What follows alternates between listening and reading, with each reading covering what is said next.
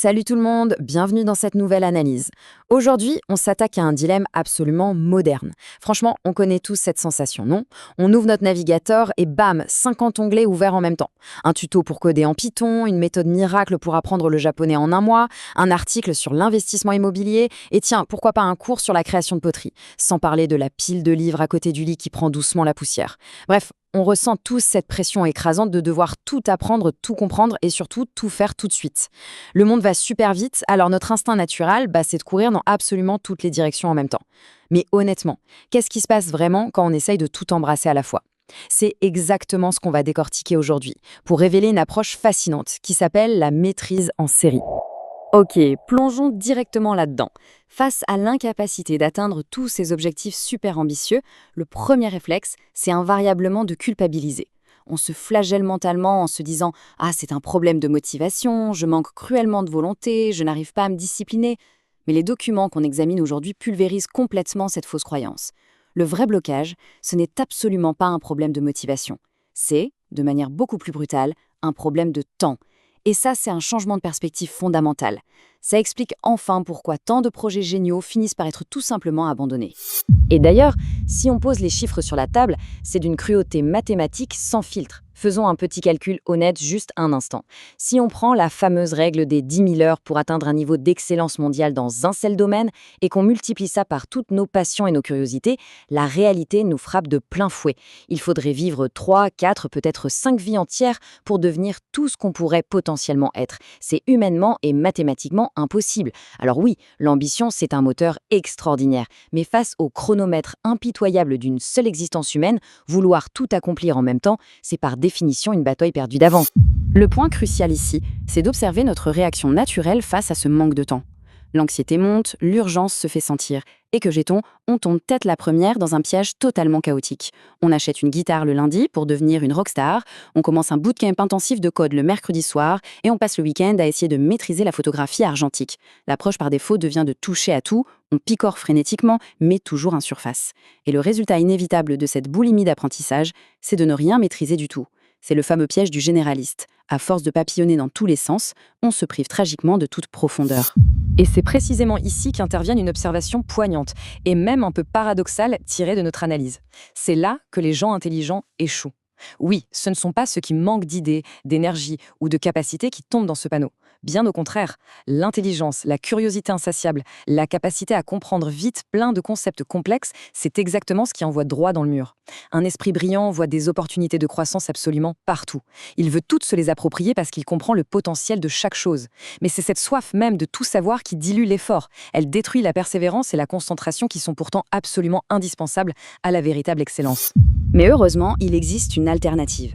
Et ce n'est pas juste une énième technique de productivité, c'est un véritable super pouvoir. Ça s'appelle la maîtrise en série. C'est une méthodologie stricte qui consiste à choisir un seul et unique domaine et à le maîtriser séquentiellement avant de passer au suivant. C'est l'antidote ultime à cet éparpillement qui nous détruit.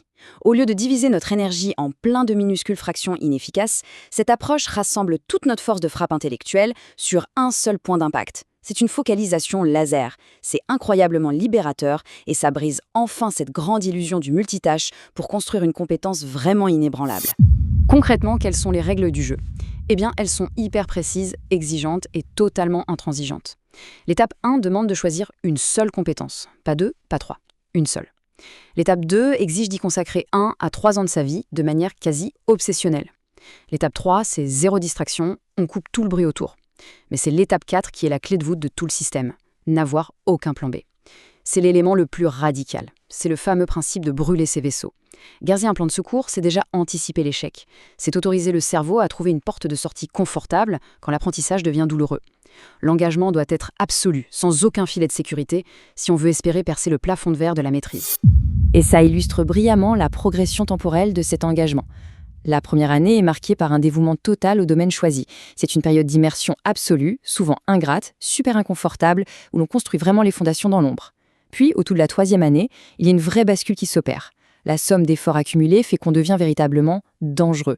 C'est-à-dire qu'on devient hautement autonome, capable de résoudre des problèmes complexes avec aisance, et on est reconnu comme un atout redoutable dans sa spécialité.